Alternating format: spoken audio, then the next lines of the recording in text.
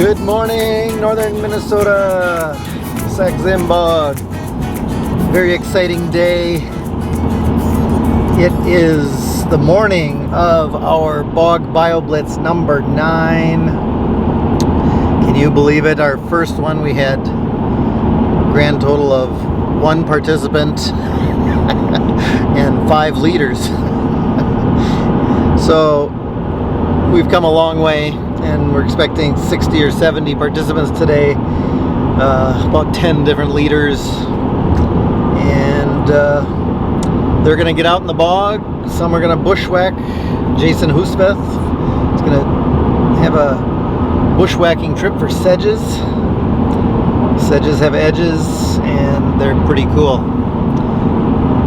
We're also going to have field trips for spiders with Chad Hines. And Chad has found multiple first state records during our BioBlitz. So, pretty cool. Kelly Beester is going to take a wildflower group. Jason Heinen is going to take a group for dragonflies. Our head naturalist Clinton is going to be, well, he's out there right now doing moths. He's been out there since 9 p.m. last night. So, a lot of fun. I got Kim Risen to lead the bird trip today, and Kim is a tour leader. He leads tours around the world. So even though it'll be midday, midsummer, which is a tough time for birds, I'm sure they'll pull out some good birds for the total.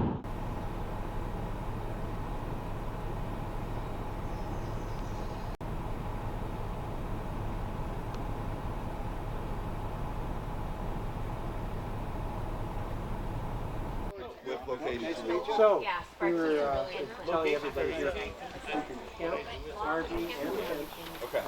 I mean, With location. so, we were telling everybody here, camp, RV, and Okay. I mean,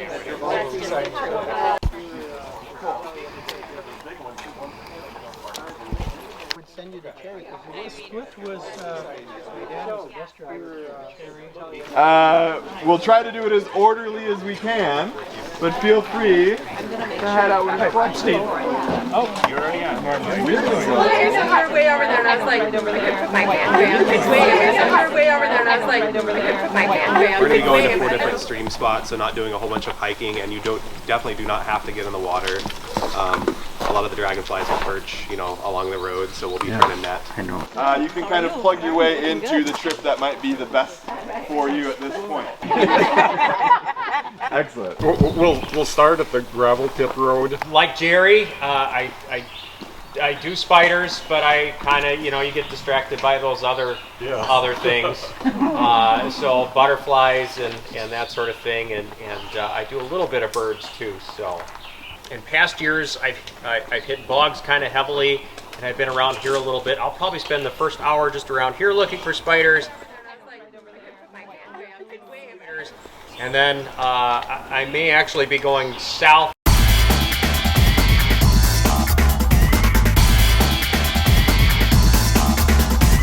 Been checking out pasture lands kind of on the south side of Meadowlands, just sweeping and seeing what sorts of things we can get there. Hidden away, you never would have seen it. Oh yeah, it's hard to see. It's right here. It's this orange little dot. Whoa. Adult dwarf spider.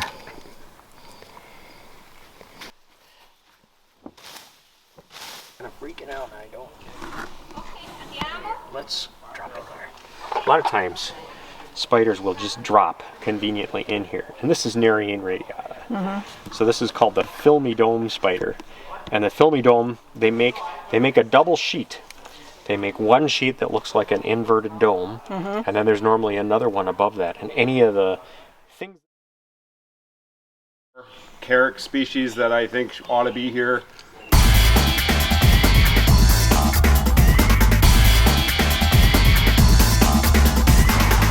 Today, to fill out that list, and then working on the Cyperaceae, the ferns, orchids, and rubus. Following like Gray Jay Trail and trying to hit a bunch of different ecosystems to get all the different goals. There are a bunch of really hard to ID willow gull midges, which is just kind of like a mosquito minus the proboscis.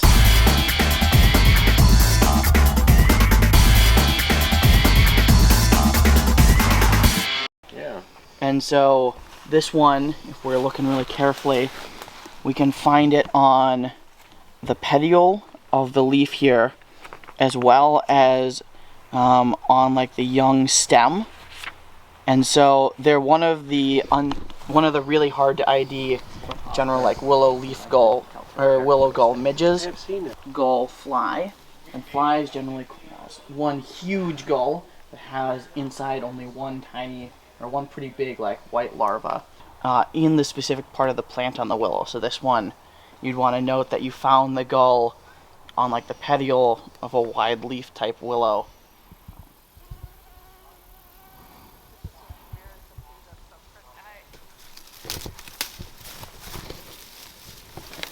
So then this is the other species.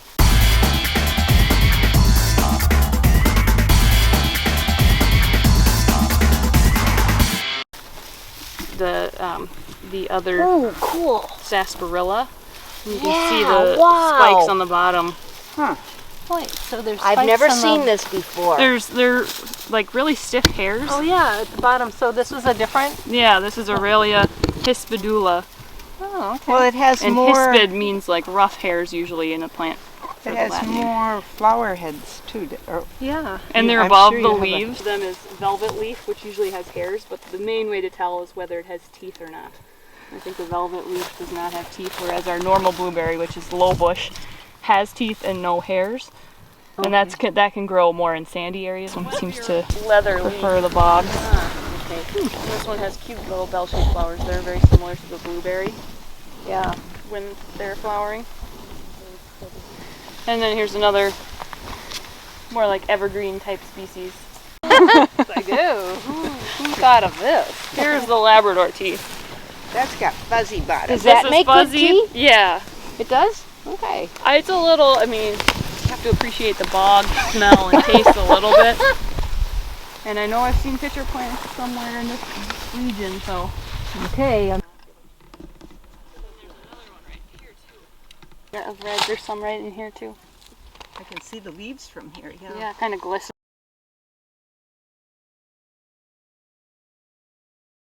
That's the square stem monkey flower. Okay, now we know. Square stem monkey flower. See the flowers, if you look at them straight on, look like the face of a monkey. Yes. Okay. If you use your imagination.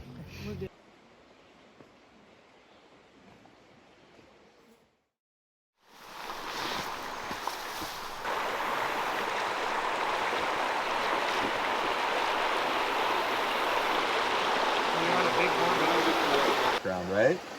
They're pig-like, so they use that nose to root around and foot rocks. So their mouths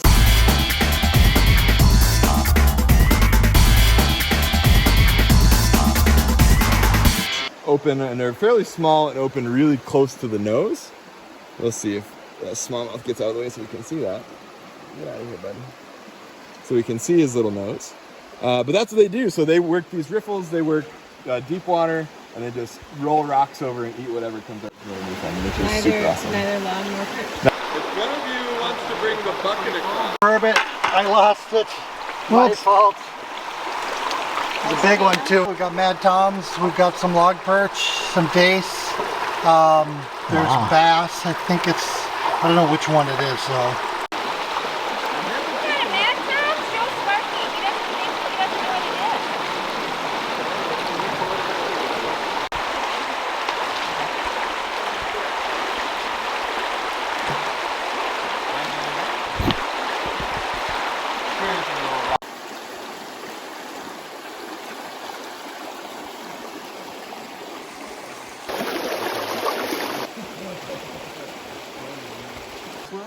They're gorgeous in spawning condition. What else do we have in the mystery bucket? So, log perch, smallmouth bass, long-nosed dace, tadpole, mad tom, and other smallmouth bass.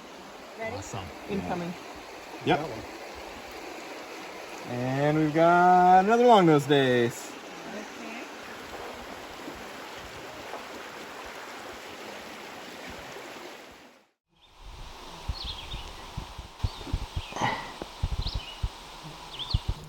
Red Admiral would be red, white, and blue underneath. Okay. Okay. And that's a... Well, we just spent some time with Clinton's group, and they were having a blast there in the St. Louis River. Current was a little strong and water went over my boots, but hey, feels good on this 80-degree day. What's that?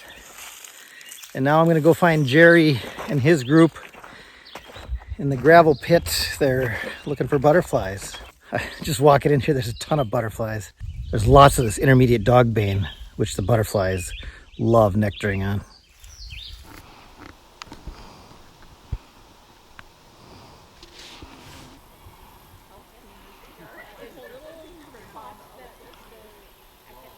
Certain butterflies are known to leave their food plants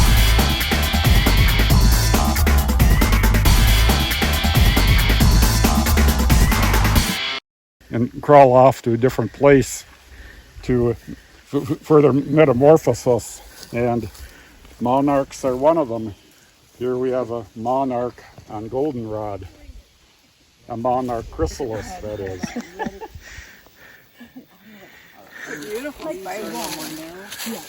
Where is he?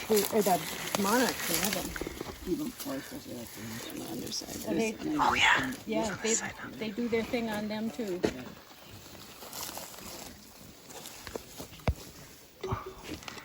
I always wanted to find a purple one like Larry Weber has in his book.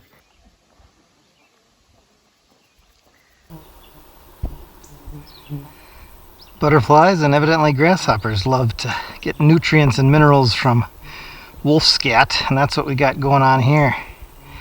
Interesting, I didn't know that about grasshoppers. You often see butterflies.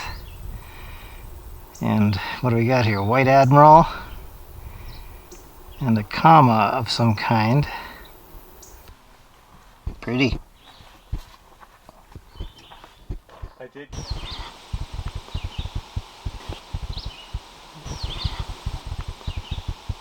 Gonna be able to ID this other one probably. Why not?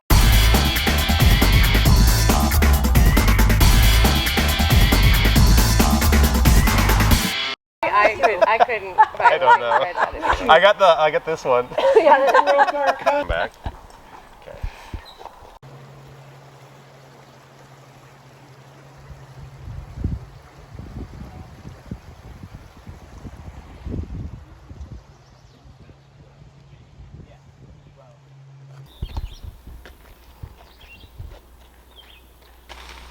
That was a bigger fish. Oh, yeah. Well, maybe Jeff will go down there and catch us something cool, but I think we should go probably to the last spot. Now I swear to you, I did not do this. I would never do this.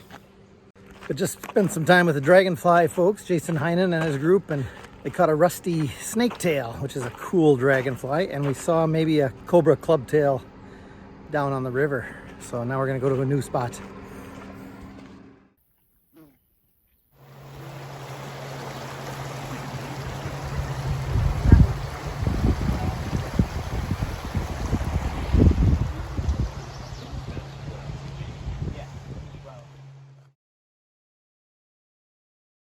Clinton. He said, "You find anything cool?" And I just grinned it. He went, "In a new place?" Yeah.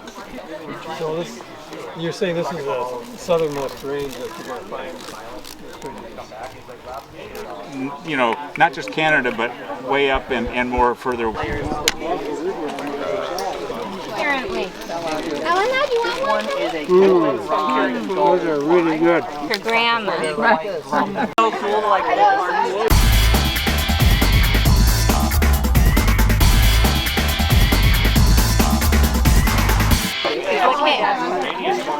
He's got eating inside. You put them in a little jar and you let it sit for like a month or two. I think, right? It's Willows are spawning. This might be it. Nope, that's not it. So we've never seen it before. I just had him in my hand. He ran away? No, I don't know where he went. That's a cool plant. I've Yeah, photographed those before. Water shield right here.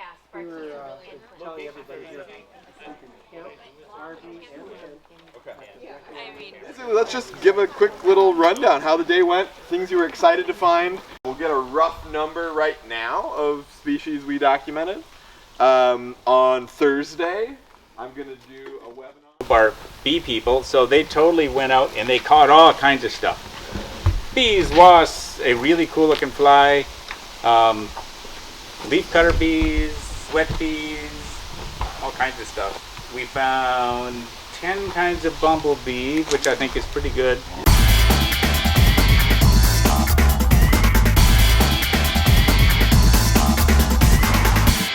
Yeah. We only know of there being 14, I think, here. So that's almost all of them. Including the one I was looking for. Lovely. Oh, a queen too. So I'm thrilled. Oh, wonderful. What is it? What is it? It's Bombus frigidus, the frigid bumblebee. There's some ID sheets over here if anybody wants a bumblebee ID sheet. So yeah, it's in Minnesota and it's in Canada. Totally, yeah. It's a very, very northerly distributed bee. And we went out to East Stone Lake, and one of the highlights was all the wild rice, which is all flowering right now.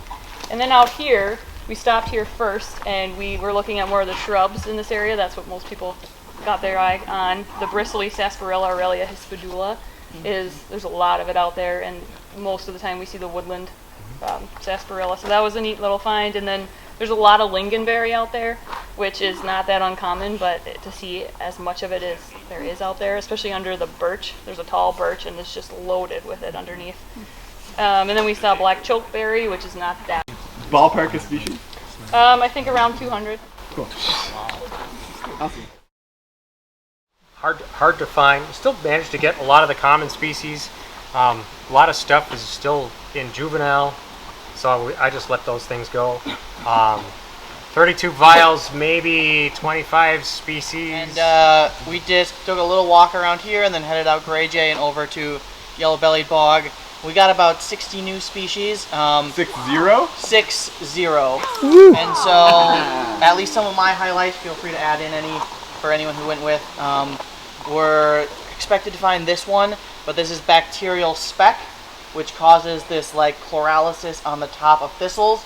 Especially as you all leave, you can see a lot of it over here, and it really likes the creeping thistles and it stops them from flowering. We looked at a bunch of different funguses and insects and other things growing on tons of different plants. It was one of our highlights was a golden wing warbler on correction line that was doing its post-breeding like alternate song, and that was pretty exciting. Maybe 5 or 6 damselflies. Rusty snaketail, male and female. One of the female actually has some like powdery, it looks like some kind of fungus growing on her legs, which was interesting. I hadn't seen that before. It's kind of a good news, bad news story.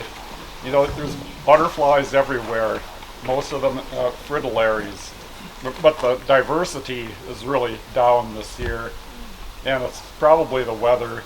You know, lots of plants have just totally dried up, so I have no doubt that the heat and the drought is taking a severe toll on butterflies. But there is some better news with ladybugs. We've been interested in ladybugs because the last 2 years they've been really, really scarce. And once again, I think the weather has been a factor, but... We had, our list is 65 species, but a majority of those were seen prior to our meeting at 8:45. Sure. As you might expect.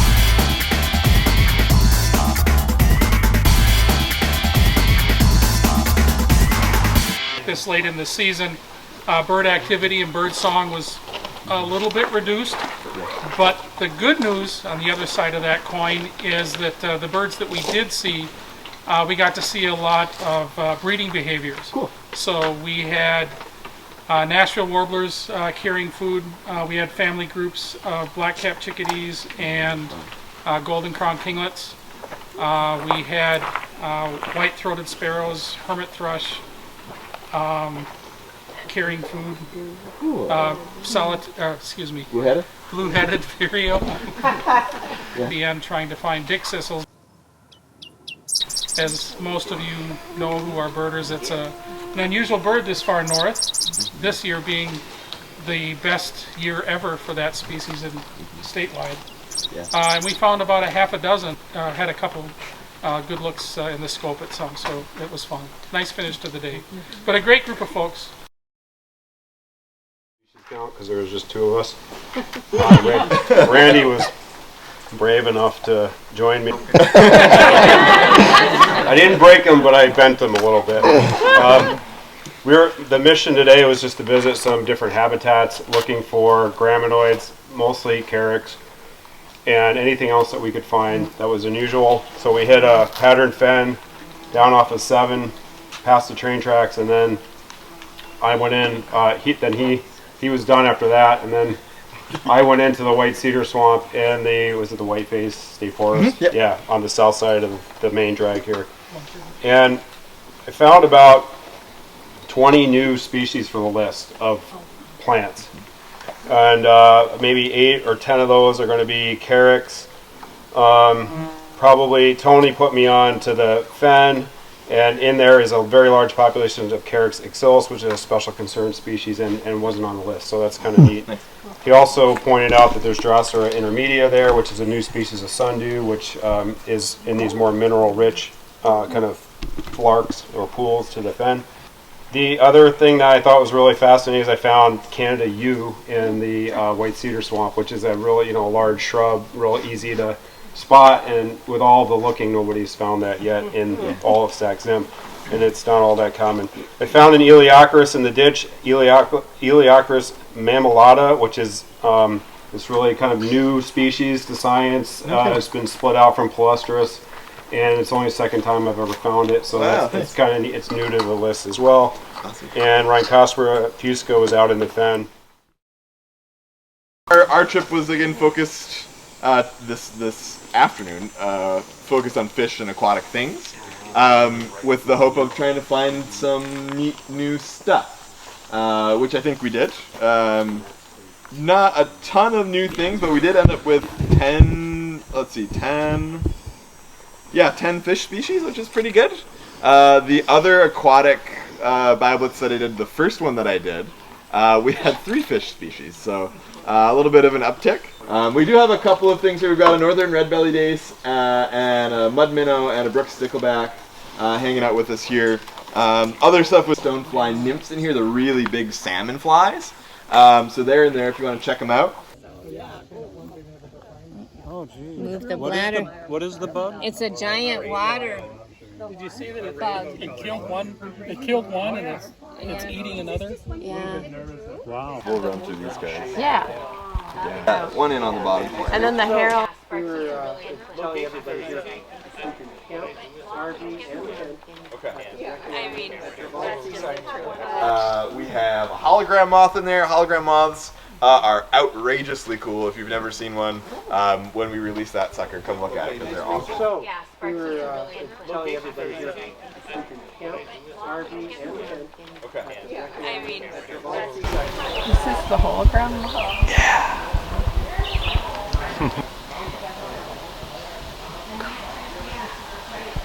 And then when air quality changed, the dark morph became very difficult to find because they could hide on the trees. Be a little bit of space. Okay. Come on, buddy. 2 other sort of tenuta mimics. So this is lettered habracine. We'll see if it'll sit on the tree here. Okay, great. Very good. So lettered habracine. The habracines are really, really heavily maculated along. Oh, there you go. Yeah. No, not today though. No, okay. Cindy's got a picture of a grasshopper for you. Oh, good. Yeah.